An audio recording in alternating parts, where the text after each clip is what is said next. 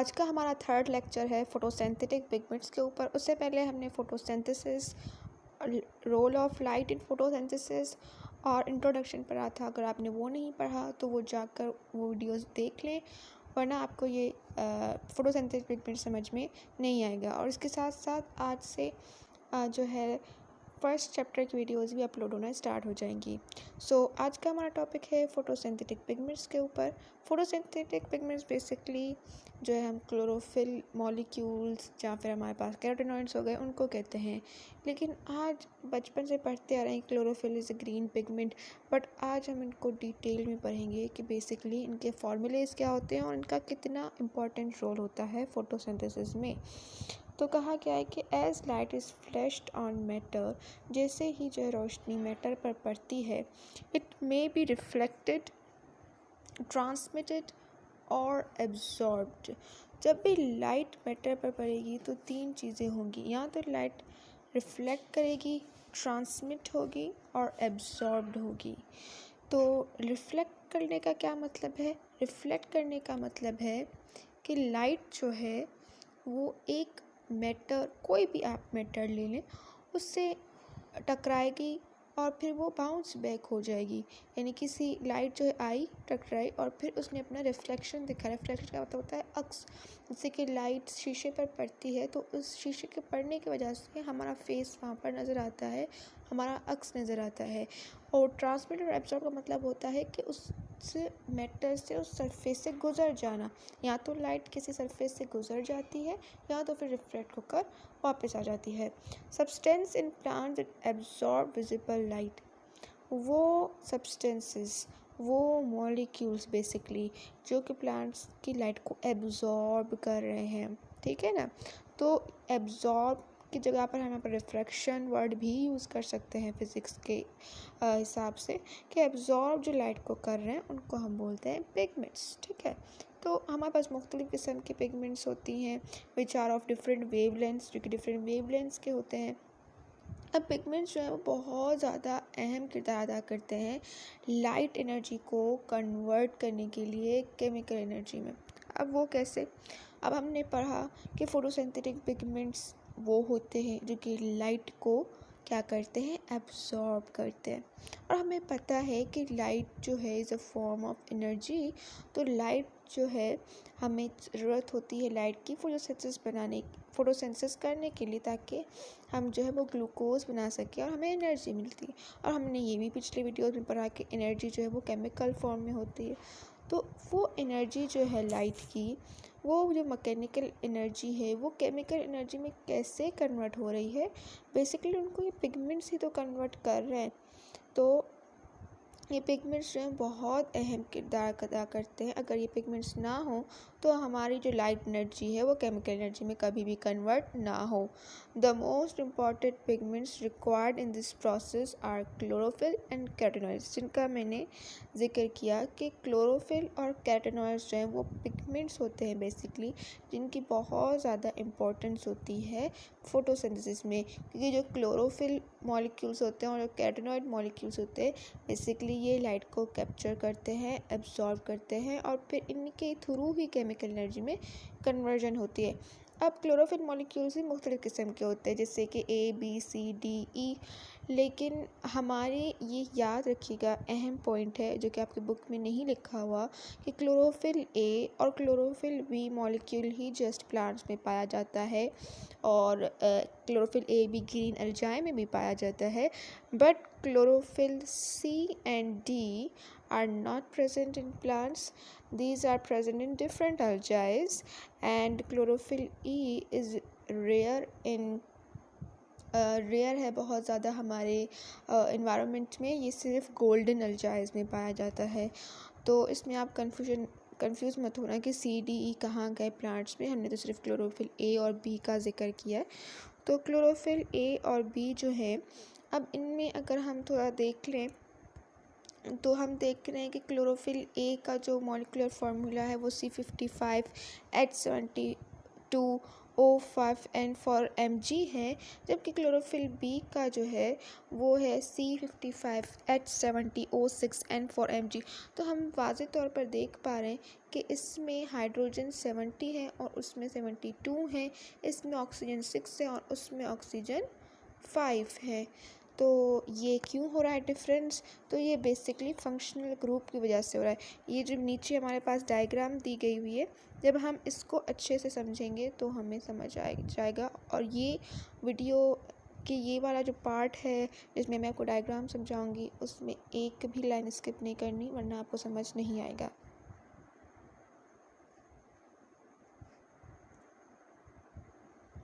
सो हम पहले इस पैराग्राफ को रीड कर लेते हैं, देन फिर डायग्राम को समझते हैं। So a chlorophyll molecule has two main parts. अब क्लोरोफिल जो हमारे पास मॉलिक्यूल है, बेसिकली उसके दो पार्ट्स होते हैं, जैसे कि आप देख रहे हैं, एक हेड रीजन है और एक टेल रीजन है हमारे पास। तो यहाँ पर कहा गया है कि flat square light absorbing hydrophilic head and other hydrophobic hydrocarbon tail. तो बेसिकली क्या है कि हमारे पास जो क्लोरोफिल मॉलिक्यूल है उसके हमारे पास दो पार्ट्स हैं। एक जो है वो हमारे पास फ्लैट स्क्वायर पार्ट है और एक जो है वो लाइट एब्जॉर्बिंग हाइड्रोफिलिक हेड है और दूसरा जो है लॉन्ग हाइड्रोफोबिक हाइड्रोकार्बन टेल है। अगर अभी तक आपने केमिस्ट्री में नहीं पढ़ा कि हाइड्रोफिलिक और हाइड्रोफोबिक क्या होता है, तो मैं आपको बताती हूँ कि हाइड्रो का मतलब होता है बेसिकली वाटर,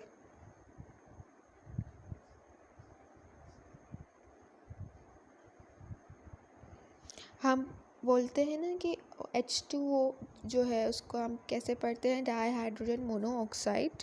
तो हाइड्रो इस तरह को अगर आपके पास जहाँ भी वर्ड आए तो इट मीन्स वाटर, और फिलिक का मतलब होता है लवर। हाँ, लवर। और हाइड्रोफोबिक उसका उलट, वाटर फियरर। तो फोबिक का मतलब होता है फियर, डरना। बेसिकली इन दोनों का नाम इस तरह से इसलिए रखा गया कि हाइड्रोफिलिक हेड का मतलब है ये जो हेड है वो पानी को अलाउ करेगा, जबकि हाइड्रोफोबिक टेल का मतलब है कि ये जो हमारे पास टेल वाला रीजन है ये वाटर को अलाउ नहीं करेगा। जस्ट सिंपल इसका ये मतलब है, इसमें कंफ्यूज होने का ज़रूरत नहीं है। So hydrocarbon the head is complex porphyrin ring. ठीक है, अब ये क्या चीज़ है? तो ये पॉरीफेरन रिंग बेसिकली इसमें कोई मुश्किल बात नहीं है। पॉरीफेरन रिंग हम कहते हैं कि हमारे पास जो है नाइट्रोजन के साथ जहाँ 4 कार्बन्स जो हैं वो अटैच्ड हों, तो उसको हम पॉरीफेरन रिंग कहते हैं। Made up of 4 smaller pyrrole rings, जो कि 4 पायरोल रिंग्स से बना हुआ आता है, मैग्नीशियम नाइट्रोजन ऑफ पॉरीफेरन रिंग्स। तो बेसिकली पॉरीफेरन रिंग में हमारे पास क्या है, अब इसके साथ साथ हम डायग्राम को भी समझते हैं। अब बेसिकली हमारे पास इस रीजन की बात हो रही है। तो अगर हम देखें तो जो हमारे पास ये हेड है, इस रीजन की इस वक्त बात हो रही है। हमारे पास 4 पायरोल रिंग्स है। जो ये एक हिस्सा है इसको एक पायरोल रिंग कहा गया है, ऐसे ये दूसरा, ये तीसरा और ये चौथा। तो 4 पायरोल रिंग्स है और इस पूरे को पॉरीफेरन कहा गया है। यहाँ पर एक मैग्नीशियम के साथ 4 नाइट्रोजन जुड़े हैं और इन चारों नाइट्रोजन के साथ 4 हमारे पास कार्बन जुड़े हैं। और हाइड्रोजन तो होंगे ही, जहाँ पर आपको पता है कार्बन होगा तो वहाँ पर हाइड्रोजन भी आ ही जाएगा। तो बेसिकली ये है हेड रीजन। ये रिंग शेप्ड को हम क्या कहते हैं, पॉरीफेरन रिंग्स को हम कहते हैं पॉरीफेरन रिंग्स।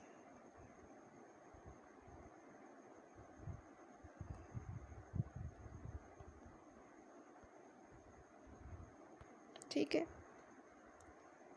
आगे पढ़ते हैं। आगे कह रहे हैं कि long hydrocarbon tail which is attach to one end of the pyrrole rings is phytol C20H39। अब ये क्या है?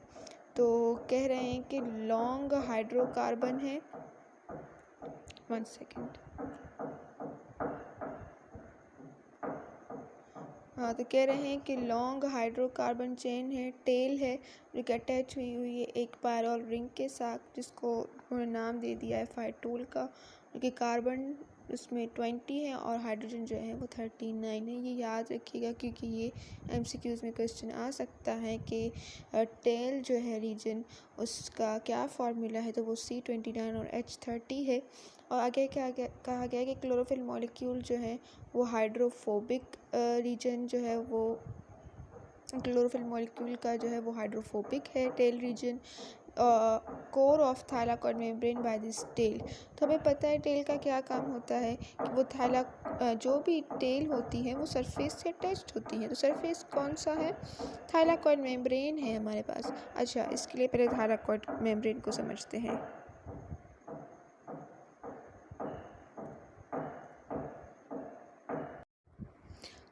बेसिकली हम थाइलाकॉइड को समझ रहे थे। तो थाइलाकॉइड को समझने से पहले आपको क्लोरोप्लास्ट का थोड़ा सा स्ट्रक्चर समझना पड़ेगा। हमें पता है कि क्लोरोप्लास्ट क्या है, एक ऑर्गेनेल है जहाँ पर ये फोटोसिंथेसिस का सारा फंक्शन हो रहा है। ठीक है, तो मैं यहाँ पर अगर ये क्लोरोप्लास्ट बना देती हूँ, for example this is our chloroplast organelle in a cell, in a plant cell. और यहाँ पर हमारे पास छोटे छोटे जो है वो सेक लाइक स्ट्रक्चर है जिनको हमने ग्रेना का नाम दे दिया है, सिंगल ग्रेना। ठीक है, अब इनमें ये जो मेम्ब्रेन मैंने बनाई है ना, दिस इज़ कॉल्ड मेम्ब्रेन। ये जो आउट लेयर होती है ना किसी भी ऑर्गेनल या किसी भी सब्सटेंस के ऊपर, दिस इज़ कॉल्ड मेम्ब्रेन। और ये जो मेम्ब्रेन है ना, बेसिकली इन ग्रेना की मेम्ब्रेन को ही थाइलाकॉइड मेम्ब्रेन कहा जाता है, क्योंकि इन थाइलाकॉइड मेम्ब्रेन में ही फोटोसिंथेसिस का अमल हो रहा होता है, जो यहाँ पर आपकी फिगर में भी बना हुआ है। ये देखें, ये क्लोरोप्लास्ट का इंटीरियर पार्ट है, ये थाइलाकॉइड मेम्ब्रेन है हमारे पास, और ये हमारे पास ग्रेनम है, स्टैक ऑफ थाइलाकॉइड्स।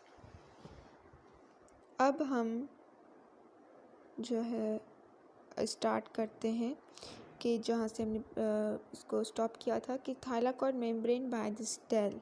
ठीक है, तो यहाँ पर बेसिकली जो ये जो लाइन बताई गई है कि क्लोरोफिल मॉलिक्यूल जो है वो हाइड्रोफोबिक कोर के साथ एम्बेडेड होता है थाइलाकॉइड मेम्ब्रेन की। ठीक है, यानी कि ये जो हमारे पास टेल रीजन है, ये टेल रीजन जो है वो बेसिकली थाइलाकॉइड मेम्ब्रेन के सरफेस के साथ अटैच्ड होता है। अब हम इसको अच्छे से समझते हैं, जो चीज़ें रह गई हैं। ठीक है, अब इसमें बेसिकली अब हम इसको समझते हैं। हमने हेड रीजन समझ लिया। हेड रीजन क्या होता है? हेड रीजन वो रीजन होता है जहाँ पर हमारे पास जो पॉरीफ्रेन रिंग्स होती हैं, 4 पॉरीफ्रेन रिंग्स होती है, एक ये हो गई, एक ये हो गई, इस तरह से ये और ये भी हो गए। ठीक है, और मैग्नीशियम जो है वो 4 नाइट्रोजन के साथ मिले हुए होते हैं। पूरे ये पायरोल इसको कहते हैं हम, पायरोल। ठीक है, और ये पूरे स्ट्रक्चर हम पॉलीफ्रेन रिंग कहते हैं इस हेड को। ठीक है, जिसमें हमें पता है कि हर एक नाइट्रोजन के साथ 4 कार्बन्स होते हैं, ये भी हमें पता है। और कार्बन है तो हाइड्रोजन तो होंगे। ठीक है, हाइड्रोजन तो होंगे। अब ये है एक क्लोरोफिल मॉलिक्यूल का structure of a chlorophyll molecule. अब हम टेल की तरफ चलते हैं। टेल क्या है? हाइड्रोकार्बन। अब हाइड्रोकार्बन क्या होते हैं? बेसिकली वो कंपाउंड जो कि हाइड्रोजन और कार्बन से बने हुए हों, उन कंपाउंड्स को या हम कहते हैं हाइड्रोकार्बन। फिर कोई भी हो सकते हैं, मीथेन, ईथेन, जो भी। अब ये जो हमारे पास पूरी की पूरी टेल है हाइड्रोकार्बन की, ठीक है, इसमें हमारे पास 20 कार्बन और 39 हाइड्रोजन मौजूद होते हैं। ये बात आपने याद रखनी है। और ये किसके सरफेस के साथ अटैच होता है? ये पूरा टेल हमारे पास सरफेस के साथ अटैच होता है, थाइलाकॉइड सरफेस के साथ। ये जो टेल होती है हमारे पास, ये हाइड्रोफोबिक होती है, मैं सिर्फ फोबिक लिख रही हूँ। और ये जो है वो फिलिक होती है, हेड। ठीक है, ये भी आपको समझ में आ गया। अब मेन चीज़ कि ए और बी में जो हमारे पास डिफरेंस था कि जो हमारे पास बी में है वो 70 हाइड्रोजन थे और ऑक्सीजन जो है 6 थे, जबकि उसमें 5 थे। What is the reason behind it? तो देखिए, क्लोरोफिल ए में CH3, ये देख रहे हैं आप, CH3 फंक्शनल ग्रुप है, जबकि क्लोरोफिल बी में CHO फंक्शनल ग्रुप है। अब हमने पढ़ा कि जो हमारे पास क्लोरोफिल ए है वहाँ पर हमारे पास हाइड्रोजन जो है वो कितने हैं, 72, और जबकि क्लोरोफिल बी में कितने हैं, 70। क्यों 2 कम क्यों हो गए? क्योंकि CHO फंक्शनल ग्रुप है, तो 2 हाइड्रोजन चले गए। वहाँ पर CH3 था, इस वजह 72 था, 2 थे, अब यहाँ पर 2 चले गए हैं। और ऑक्सीजन, अब हमें पता है क्लोरोफिल ए में ऑक्सीजन जो है 5 है, जबकि क्लोरोफिल बी में जो है ऑक्सीजन जो है वो 6 है। फंक्शनल ग्रुप की वजह से CH3 में ऑक्सीजन है ही नहीं, इस वजह से O5 है, और CHO में एक ऑक्सीजन आ गया, इस वजह से O6। तो आई होप आपको समझ में आ गया होगा। अब आगे पढ़ते हैं। अब इसमें क्लोरोफिल, अब आगे पैराग्राफ में कहा गया है कि chlorophyll molecules mainly absorb violet blue and orange red visible light. अब ये क्या है कि chlorophyll molecules basically chlorophyll A या क्लोरोफिल बी मॉलिक्यूल्स जो है हमारे पास, ये एब्जॉर्ब किस लाइट को करते हैं, रिफ्रैक्ट किस लाइट को करते हैं? तो वायलेट और ब्लू लाइट को वो एब्जॉर्ब करेंगे, ठीक है, और ऑरेंज या फिर रेड लाइट को वो एब्जॉर्ब करेंगे। हमने पिछले लेक्चर में भी पढ़ा कि क्लोरोफिल ए जो है वो बहुत ज़्यादा रेड लाइट को एब्जॉर्ब करता है। अब इससे हमें एक और बात समझ में आती है। अब ज़्यादातर स्टूडेंट्स इस बात में कंफ्यूज होते हैं, जब इसको एब्जॉर्ब करते हैं तो पौधों का कलर ग्रीन कैसे होता है? तो यही तो वजह है कि ये एब्जॉर्ब वायलेट ब्लू और ऑरेंज रेड को करते हैं, और रिफ्लेक्ट जो है, अब इनके विबग्योर जो हमारे पास विजिबल लाइट में से विबग्योर का मतलब जो है ज़्यादातर स्टूडेंट्स को पता होगा, ये जो है विजिबल लाइट की रेंज है जिसमें सारी लाइट्स में नज़र आती हैं, violet, indigo, blue, green, yellow, orange, red. तो विबग्योर में से basically violet, blue, orange, red को क्या करेंगे, क्लोरोफिल मॉलिक्यूल्स एब्जॉर्ब करेंगे। बाकी कलर्स को वो क्या करेंगे, रिफ्लेक्ट करेंगे। ग्रीन कलर को वो रिफ्लेक्ट करेंगे, ठीक है। इस वजह से हमें जो पूरा प्लांट है वो ग्रीन ग्रीन येलोइश नज़र आता है, बिकॉज वो रिफ्लेक्ट करते हैं इस लाइट को। तो उस वजह से जो भी हमारे पास लीव है तो उन पर ये अक्स नज़र आता है। दिस इज़ वाई के वो रिफ्लेक्ट करते हैं। तो यहाँ लिखा गया है कि green, yellow and indigo are least absorb by chlorophylls, therefore plants appear green.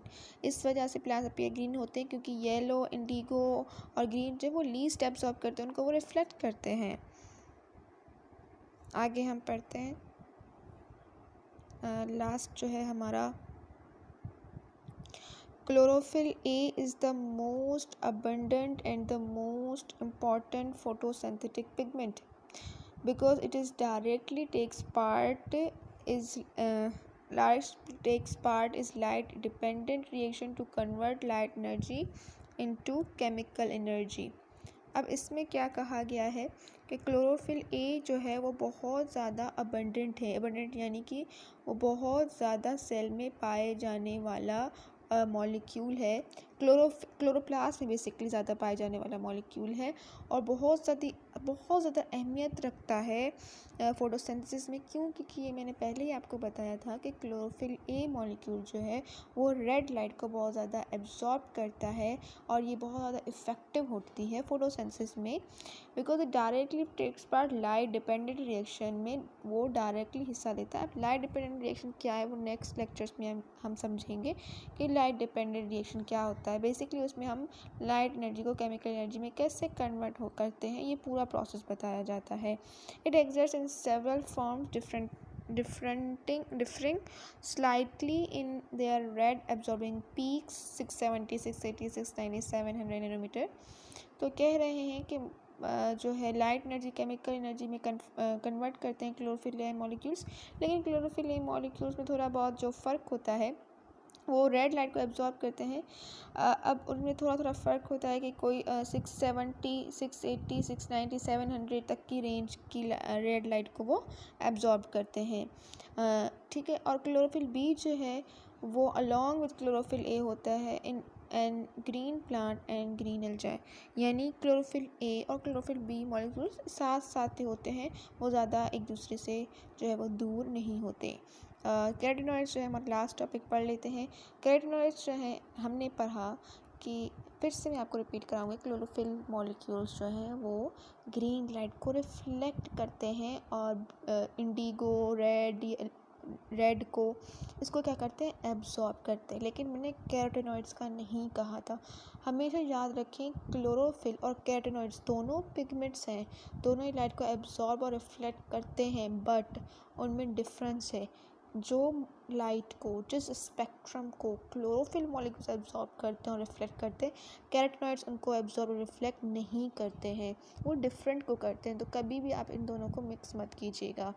Carotenoids जो हैं are yellow and red to orange pigments that absorb the light of blue violet range efficiently. तो कैरोटीनॉइड्स बेसिकली जो हैं वो ख़ुद जो है ये येलो, रेड और ऑरेंज पिगमेंट्स होते हैं, ठीक है।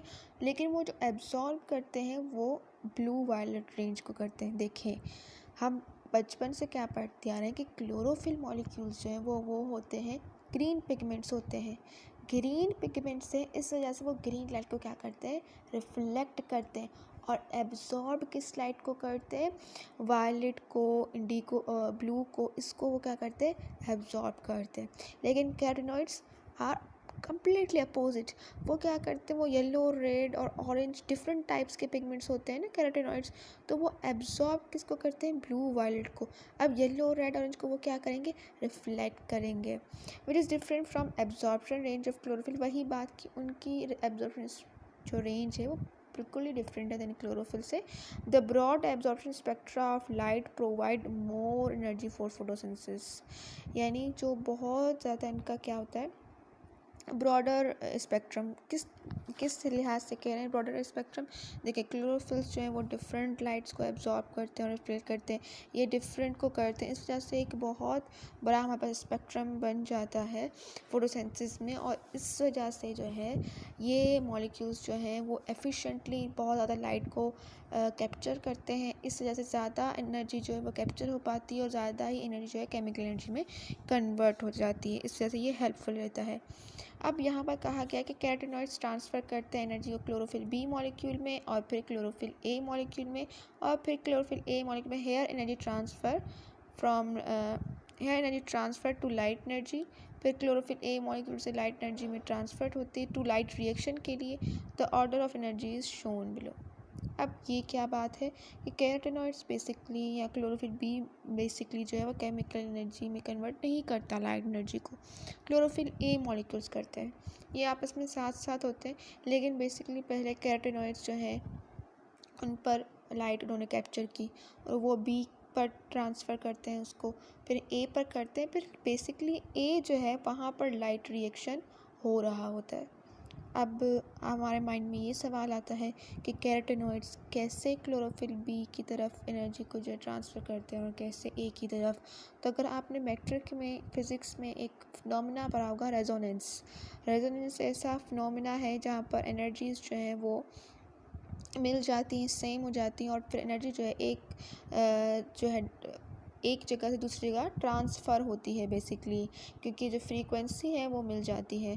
तो कैरोटीनॉइड्स और क्लोरोफिल बी में जो है वो रेजोनेंस के फिनोमेना के थ्रू एनर्जी जो है वो ट्रांसफ़र होती है, और इसी तरह से आगे भी ट्रांसफ़र होती है।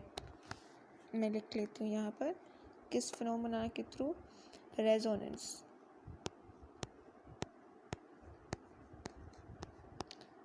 आप अच्छे से रेजोनेंस का जो है फिनोमेना भी पढ़ सकते हैं आगे। Some carotenoids also protect chlorophyll molecules from high intensity of light। अब कह रहे हैं कि कुछ जो मॉलिक्यूल्स हैं वो कुछ जो मॉलिक्यूल्स हैं हमारे पास कैरोटीनॉइड्स मॉलिक्यूल्स, वो प्रोटेक्ट करते हैं क्लोरोफिल मॉलिक्यूल्स को high intensity of light by absorption and deception of extra energy। जैसे कि हमने पढ़ा कि पहले जो लाइट आती है वो कैरोटीनॉइड्स पर पड़ती है, देन क्लोरोफिल मॉलिक्यूल्स की तरफ जाती है। तो इस वजह से क्या होता है कि कैरोटीनॉइड्स मॉलिक्यूल जो है ये भी फ़ायदा पहुंचाते हैं क्लोरोफिल मॉलिक्यूल्स को कि वो ज़्यादा लाइट, ज़्यादा गर्माइश, ज़्यादा उन पर इंटेंसिटी लाइट की पहुंचने नहीं देते, वो उसको कम कर देते हैं। कैसे? कि ज़्यादा एनर्जी को डिसिपेट कर देते हैं, खारिज कर देते हैं। इंटेंसिटी यानी शिद्दत, ज़्यादा शिद्दत जो है वो भी हमारे पास सही नहीं है पौधों के लिए, तो कैरोटीनॉइड्स उसको भी डिसिपेट कर देते हैं। अब in human eye carotenoids are also present, ये एक बहुत इंपॉर्टेंट लाइन है एमडीकेट के हवाले से कि ह्यूमन आई जो है वो उसमें कैरोटीनॉइड्स होते हैं जो कि प्रोटेक्ट करते हैं ह्यूमन आई को। ये एक बहुत इम्पॉर्टेंट हमारे पास पॉइंट है। इस लास्ट पॉइंट से हमारा लेक्चर यहाँ पर अख्ताम पर आता और नेक्स्ट लेक्चर में पढ़ेंगे role of photosynthetic pigments in absorption and conversion of light. Thank you. और कमेंट बॉक्स में जो भी आपको समझ में नहीं आया वो कमेंट बॉक्स में मुझे ज़रूर बताएं और कमेंट बॉक्स भर दें अपने कमेंट से।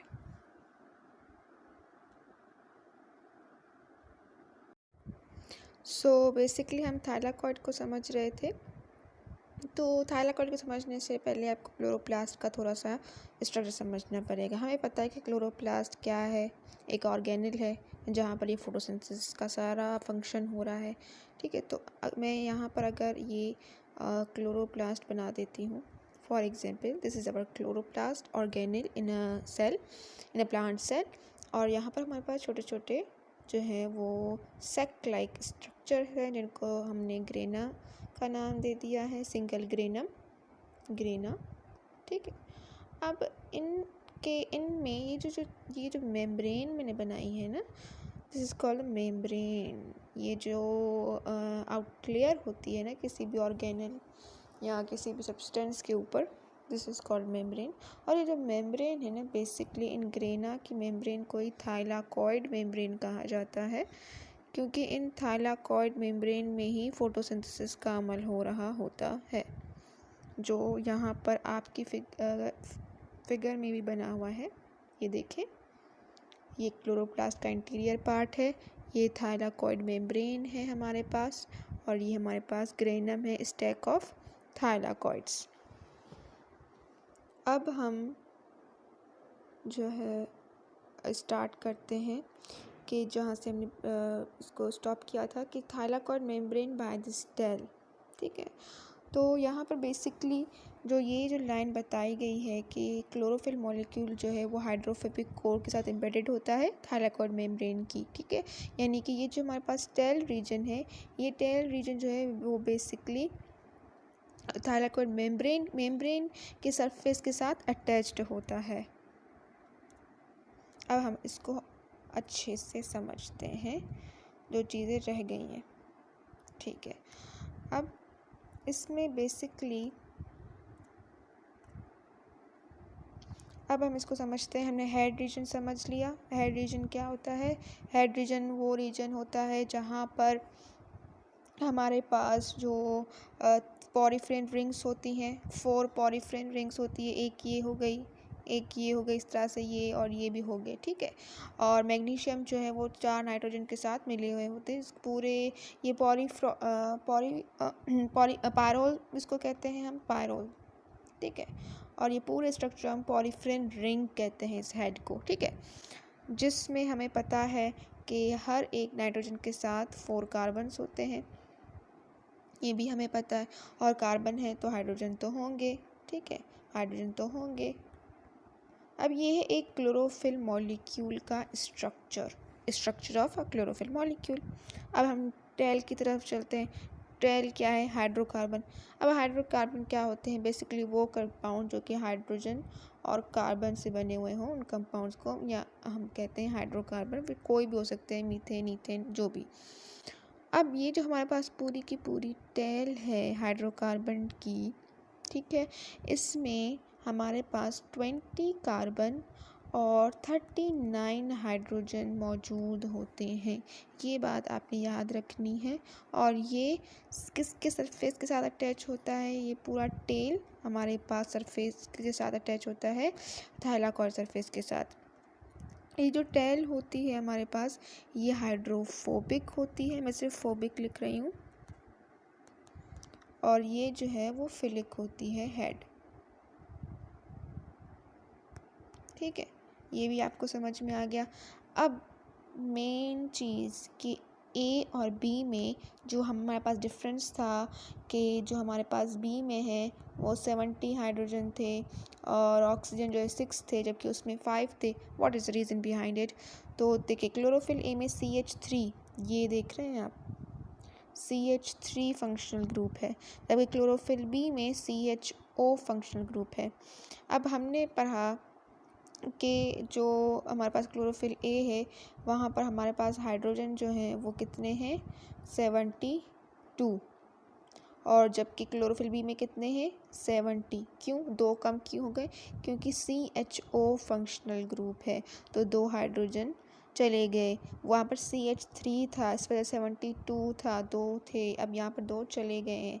और ऑक्सीजन, अब हमें पता है क्लोरोफिल ए में ऑक्सीजन जो है 5 है, जबकि क्लोरोफिल बी में जो है ऑक्सीजन जो है वो 6 है, फंक्शनल ग्रुप की वजह से। CH3 में ऑक्सीजन है ही नहीं, इस वजह से O5 है, और CHO में एक ऑक्सीजन आ गया, इस वजह से O6। तो आई होप आपको समझ में आ गया होगा। अब आगे बढ़ते हैं। अब इसमें क्लोरोफिल, अब आगे पैराग्राफ में कहा गया है कि chlorophyll molecules mainly absorb violet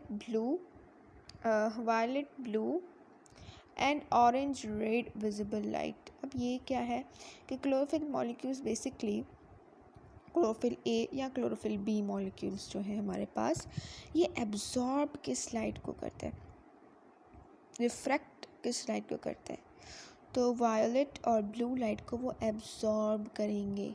ठीक है, और ऑरेंज या फिर रेड लाइट को वो एब्जॉर्ब करेंगे। हमने पिछले लेक्चर में भी पढ़ा कि क्लोरोफिल ए जो है वो बहुत ज़्यादा रेड लाइट को एब्जॉर्ब करता है।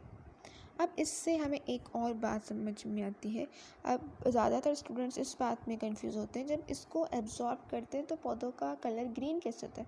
तो यही तो वजह है कि ये एब्जॉर्ब वायलेट ब्लू और ऑरेंज रेड को करते हैं, और रिफ्लेक्ट जो है, अब इनके विबग्योर जो हमारे पास विजिबल लाइट में से विबग्योर का मतलब जो है ज़्यादातर स्टूडेंट्स को पता होगा, ये जो है विजिबल लाइट की रेंज है जिसमें सारी लाइट्स में नज़र आती हैं, violet, indigo, blue, green, yellow, orange, red. तो विबग्योर में से basically violet, blue, orange, red को क्या करेंगे, क्लोरोफिल मॉलिक्यूल्स एब्जॉर्ब करेंगे, बाकी कलर्स को वो क्या करेंगे, रिफ्लेक्ट करेंगे, ग्रीन कलर को वो रिफ्लेक्ट करेंगे। ठीक है, इस वजह से हमें जो पूरा प्लांट है वो ग्रीन ग्रीन येलोइश नज़र आता है, बिकॉज वो रिफ्लेक्ट करते हैं इस लाइट को। तो उस वजह से जो भी हमारे पास लीव है तो उन पर ये अक्स नज़र आता है, दिस इज़ वाई के वो रिफ्लेक्ट करते हैं। तो यहाँ लिखा गया है कि green, yellow and indigo are least absorb by chlorophylls, therefore plants appear green. इस वजह से प्लांट्स अपीयर ग्रीन होते हैं, क्योंकि येलो, इंडिगो और ग्रीन जो वो लीस्ट एब्जॉर्ब करते हैं, उनको वो रिफ्लेक्ट करते हैं। आगे हम पढ़ते हैं, लास्ट जो है हमारा, chlorophyll A is the most abundant and the most important photosynthetic pigment because it is directly takes part light dependent reaction to convert light energy into chemical energy। अब इसमें क्या कहा गया है कि क्लोरोफिल ए जो है वो बहुत ज़्यादा अबंडेंट है, अबंडेंट यानी कि वो बहुत ज़्यादा सेल में पाए जाने वाला मॉलिक्यूल है। क्लोरोप्लास्ट में बेसिकली ज़्यादा पाए जाने वाला मॉलिक्यूल है, और बहुत ज़्यादा अहमियत रखता है फोटोसिंथेसिस में। क्यों? क्योंकि ये मैंने पहले ही आपको बताया था कि क्लोरोफिल ए मॉलिक्यूल जो है वो रेड लाइट को बहुत ज़्यादा एब्जॉर्ब करता है, और ये बहुत ज़्यादा इफ़ेक्टिव होती है फोटोसिंथेसिस में, because it directly takes part light dependent reaction में, वो डायरेक्टली हिस्सा लेता है। अब लाइट डिपेंडेंट रिएक्शन क्या है वो नेक्स्ट लेक्चर्स में हम समझेंगे कि लाइट डिपेंडेंट रिएक्शन क्या होता है। बेसिकली उसमें हम लाइट एनर्जी को केमिकल एनर्जी में कैसे कन्वर्ट करते हैं, ये पूरा प्रोसेस बताया जाता है। It exist in several forms, different differing slightly in their red absorbing peaks 670, 680, 690, 700 nanometre. तो कह रहे हैं कि जो है लाइट एनर्जी केमिकल एनर्जी में कन्वर्ट करते हैं क्लोरोफिल ए मॉलिक्यूल्स, लेकिन क्लोरोफिल ए मॉलिक्यूल्स में थोड़ा बहुत जो फ़र्क होता है वो रेड लाइट को एब्जॉर्ब करते हैं। अब उनमें थोड़ा थोड़ा फ़र्क होता है कि कोई 670, 680, 690, 700 तक की रेंज की रेड लाइट को वो एब्जॉर्ब करते हैं। ठीक है। और क्लोरोफिल बी जो है वो अलॉन्ग विथ क्लोरोफिल ए होता है in and green plant and green algae, यानी क्लोरोफिल ए और क्लोरोफिल बी मॉलिक्यूल्स साथ साथ ही होते हैं, वो ज़्यादा एक दूसरे से जो है वो दूर नहीं होते। कैरोटीनॉइड्स जो है हमारा लास्ट टॉपिक पढ़ लेते हैं। कैरोटीनॉइड्स जो है हमने पढ़ा कि फिर से मैं आपको रिपीट कराऊंगी, क्लोरोफिल मॉलिक्यूल्स जो हैं वो ग्रीन लाइट को रिफ्लेक्ट करते हैं और इंडिगो रेड को इसको क्या करते हैं, एब्जॉर्ब करते हैं। लेकिन मैंने कैरोटीनॉइड्स का नहीं कहा था। हमेशा याद रखें क्लोरोफिल और कैरोटीनॉइड्स दोनों पिगमेंट्स हैं, दोनों ही लाइट को एब्जॉर्ब और रिफ्लेक्ट करते हैं, बट उनमें डिफरेंस है। जो लाइट को, जिस स्पेक्ट्रम को क्लोरोफिल मॉलिक्यूल्स एब्जॉर्ब करते हैं और रिफ्लेक्ट करते हैं, कैरोटीनॉइड्स उनको एब्जॉर्ब और रिफ्लेक्ट नहीं करते हैं, वो डिफरेंट को करते हैं। तो कभी भी आप इन दोनों को मिक्स मत कीजिएगा। कैरोटीनॉइड्स जो हैं are yellow and red to orange pigments that absorb the light of blue violet range efficiently. तो कैरोटीनॉइड्स बेसिकली जो हैं वो ख़ुद जो है ये येलो, रेड और ऑरेंज पिगमेंट्स होते हैं, ठीक है, लेकिन वो जो एब्जॉर्ब करते हैं वो ब्लू वायलेट रेंज को करते हैं। देखें, हम बचपन से क्या पढ़ते आ रहे हैं कि क्लोरोफिल मॉलिक्यूल्स जो हैं वो होते हैं, ग्रीन पिगमेंट्स होते हैं। ग्रीन पिगमेंट से इस वजह से वो ग्रीन लाइट को क्या करते हैं, रिफ्लेक्ट करते हैं, और एब्जॉर्ब किस लाइट को करते हैं, वायलेट को, इंडिगो, ब्लू को, इसको वो क्या करते हैं, एब्जॉर्ब करते हैं। लेकिन कैरोटीनॉइड्स आर कम्प्लीटली अपोजिट।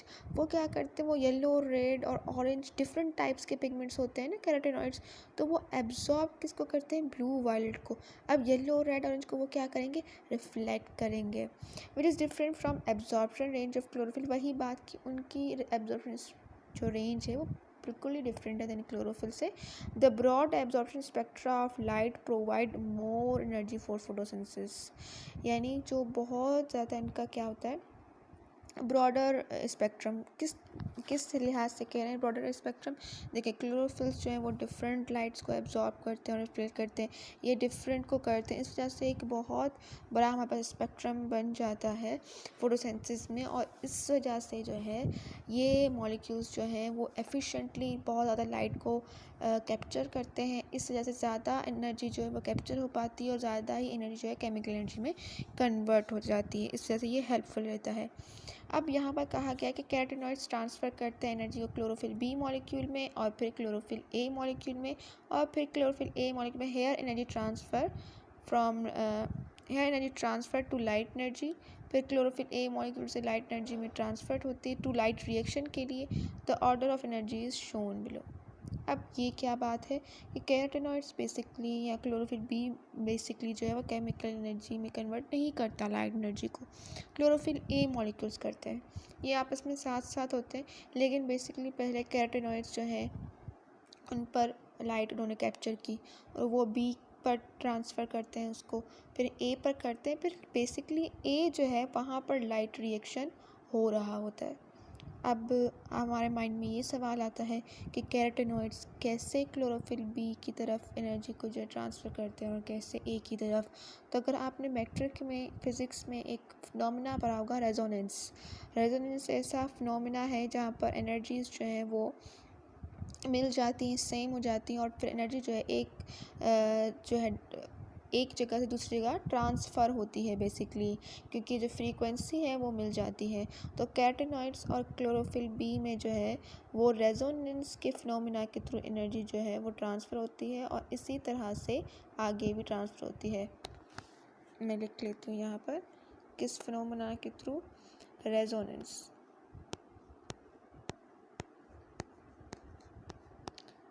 आप अच्छे से रेजोनेंस का जो है फिनोमेना भी पढ़ सकते हैं आगे। सम carotenoids also protect chlorophyll molecules from high intensity of light। अब कह रहे हैं कि कुछ जो मॉलिक्यूल्स हैं वो कुछ जो मॉलिक्यूल्स हैं हमारे पास कैरोटेनॉइड्स मॉलिक्यूल्स, वो प्रोटेक्ट करते हैं क्लोरोफिल मॉलिक्यूल्स को high intensity of light by absorption and dissipation of extra energy. जैसे कि हमने पढ़ा कि पहले जो लाइट आती है वो कैरोटेनॉइड्स पर पड़ती है, देन क्लोरोफिल मॉलिक्यूल्स की तरफ जाती है। तो इस वजह से क्या होता है कि कैरोटेनॉइड्स मॉलिक्यूल जो है ये भी फ़ायदा पहुंचाते हैं क्लोरोफिल मॉलिक्यूल्स को कि वो ज़्यादा लाइट, ज़्यादा गर्माइश, ज़्यादा उन पर इंटेंसिटी लाइट की पहुंचने नहीं देते, वो उसको कम कर देते हैं। कैसे कि ज़्यादा एनर्जी को डिसिपेट कर देते हैं, खारिज कर देते हैं। इंटेंसिटी यानी शिद्दत, ज़्यादा शिद्दत जो है वो भी हमारे पास सही नहीं है पौधों के लिए, तो कैरोटेनॉइड्स उसको भी डिसिपेट कर देते हैं। अब in human eye carotenoids are also present, ये एक बहुत इंपॉर्टेंट लाइन है एमडीकेट के हवाले से कि ह्यूमन आई जो है वो उसमें कैरोटेनॉइड्स होते हैं जो कि प्रोटेक्ट करते हैं ह्यूमन आई को। ये एक बहुत इम्पॉर्टेंट हमारे पास पॉइंट है। इस लास्ट पॉइंट से हमारा लेक्चर यहाँ पर अख्ताम पर आता है और नेक्स्ट लेक्चर में पढ़ेंगे role of photosynthetic pigments in absorption and conversion of light. Thank you. और कमेंट बॉक्स में जो भी आपको समझ में नहीं आया वो कमेंट बॉक्स में मुझे ज़रूर बताएं और कमेंट बॉक्स भर दें अपने कमेंट्स से।